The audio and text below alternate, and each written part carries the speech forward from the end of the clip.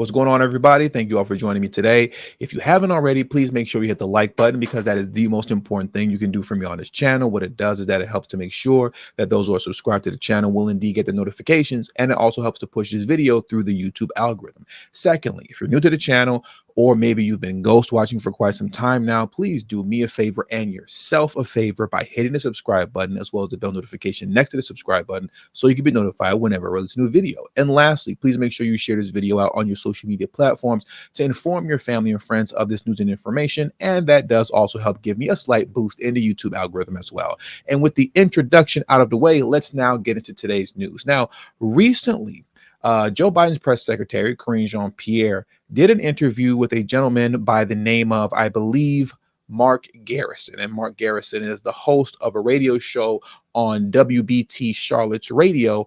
And in that interview, he asked Karine Jean-Pierre a very legitimate question concerning Joe Biden's mental state. And it's a question that we all want to know the answer to. He asked Karine Jean-Pierre whether or not Joe Biden has dementia. I think that's a very valid question, a question that we would all like the answer to. And when he asked that question, Karine Jean-Pierre completely lost it. She lost it. She said that this is incredibly offensive.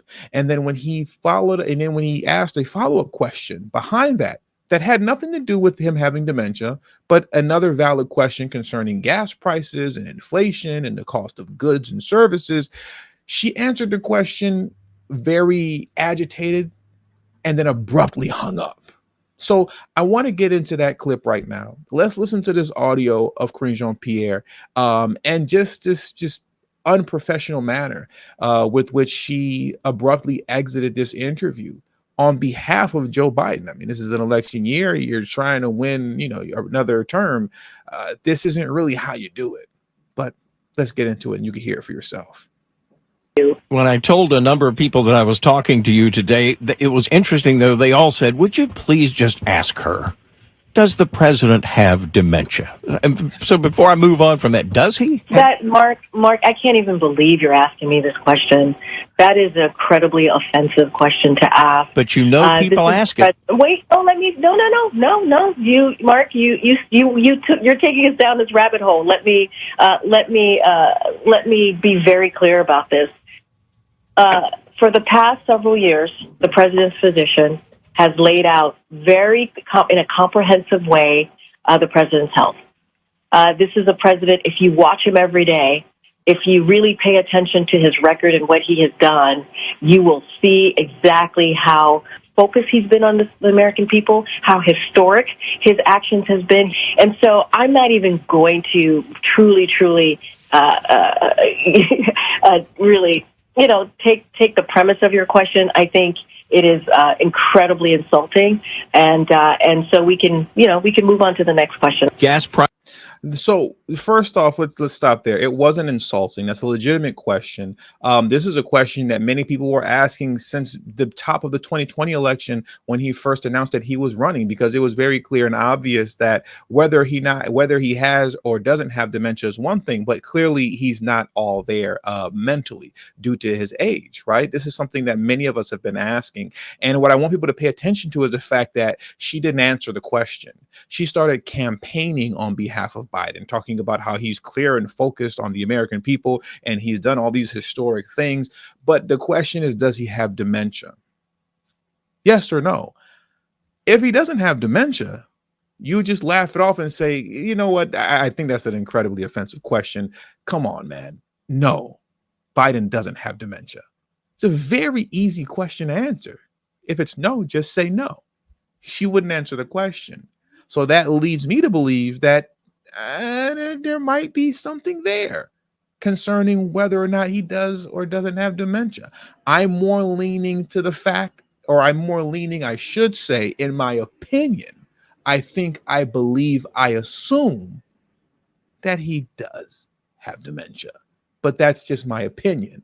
I assume. Now, what I want to do next, and this is the part that I really wanted to talk about, is get into her answer concerning inflation and the cost of goods. And it's at this point that she abruptly leaves the interview, right? So I'm going to hit the play button again, and let's get into how she answers this, and then essentially rage quits because she's still upset about the dementia question. Gas prices and grocery prices, then. Big topics here in North Carolina. How does Mr. Biden win votes when people don't have as much disposable income? Look, the president understands. He grew up in a middle-class family, working-class family in Scranton, Pennsylvania. He gets it. He understands how difficult it is for Americans who are sitting around their kitchen table every month trying to figure out what they're going to pay for. You have to remember when the president walked into this administration, there were multiple crises happening. There was COVID.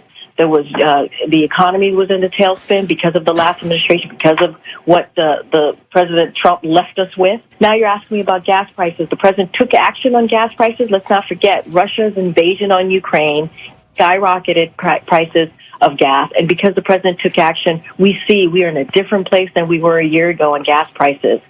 Eggs, milk, seafood products, all the important groceries, those costs have gone down because of what this president has been able to do. And with that, thank you so much, Mark. Have an amazing, amazing day. Wow.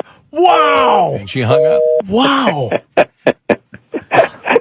I mean, Mark, you listen, I am nominating you to get a press corps badge, and you need to go to the White House. I'm sorry, but you asked 3-4 incredibly salient, important questions that are all front of mind, nothing out of bounds, no baba booeying or anything like that, right? And you did it exactly right on. And I don't understand the fragility of this person. I mean, No.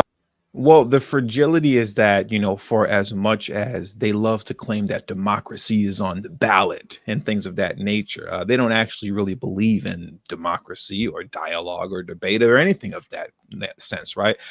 They only believe in power, and that's fine if that's what you believe in. I'm not mad at that at all, but just stand on that. And that isn't something that the Democrats stand on, right? They play this game of democracy and caring about democracy and things of that nature, but they don't care about that at all. What they care about is control. But let's get back to this question concerning goods and services and things of that nature, because this now bleeds into something that I've discussed numerous times in live streams, where I quote Malcolm X concerning a victory with no victory, a victory that you can talk about, but a victory that you can't show me. And in this case right here, we're going to talk about very quickly how, technically speaking, inflation has gone down, but prices are still extremely high, right? And they're not going back down in any real sense ever. And what I want to do is cite this NBC article right here, NBC4 from Washington. The article is titled, "Inflation is Going Down. Why are many prices still high?" Now, I'll leave the link to this article in the description box below so that you can read it for yourself, because I suggest that you do. But I just want to, make this quick and not go through the whole thing and kind of just hit you with a few bullet points, right? So why are prices still high? Because technically, you can make a technical argument that inflation has gone down. But realistically speaking, have prices gone down? Technically, yes. Realistically, no. Let's get into that. Why are prices still high? The short answer, a slowdown in inflation is different than prices simply going down. That's called deflation. Now let's get into when they discuss deflation. Deflation does happen occasionally. It's actually happening in a few sectors of the U.S. economy as of February 2024, as the wild price spikes that took place during the pandemic starts to normalize again. Physical goods that got more expensive due to those infamous supply chain issues, appliances, furniture, gas, and eggs, have gotten a bit cheaper, technically speaking, right? But unfortunately for your budget, deflation is typically bad for the economy. So what we're looking for is deflation, and deflation is something that isn't going to happen because it's bad for the economy. Deflation is really one of those economic boogeymen. Foster said, I think a lot of economists would consider deflation to be even worse than inflation because it can actually interrupt the bargaining power, like we were talking about earlier for workers. Deflation economists, they would not really look kindly on falling prices. And actually, prices are far unlikely to go back to those pre-pandemic levels, Foster said. So while inflation has indeed slowed down since 2021, we're probably not going to go back to 2019 prices. Those prices have gone the way of the dinosaurs. Why? Why has it gone the way of the dinosaur? Because the reality is this. Though inflation may create a situation where prices go up and or skyrocketed, once they go up, it's staying there. Those prices aren't just coming back down just to come back down just because inflation slightly drops. Once the price hike happens, those prices are staying exactly where they are. And now, because those new prices are the norm and us operating on those price points are the norm, if they were to actually drop down to 2019 levels, that would actually wreck the economy because these high prices are the new normal that we're operating on. You get what I'm saying? So no, those prices are never coming back down. But when politicians, like in this particular case, are running on the idea that the price of goods and services has gone down, inflation has gone down, they're not speaking honestly. Though technically they are not lying, technically speaking, realistically speaking, it's false. Because realistically speaking, I know I can speak for myself, and I'm sure it's safe to say to some degree I can speak for you all as well. These prices are destroying our pockets. So once again, realistically, as it pertains to the answer that she gave concerning prices going down, not so much, not so much. And with all that being said, that does it for today's news. So I want to thank you all for joining me today. Please hit the like button on your way out. Subscribe to the channel if you're new to the channel.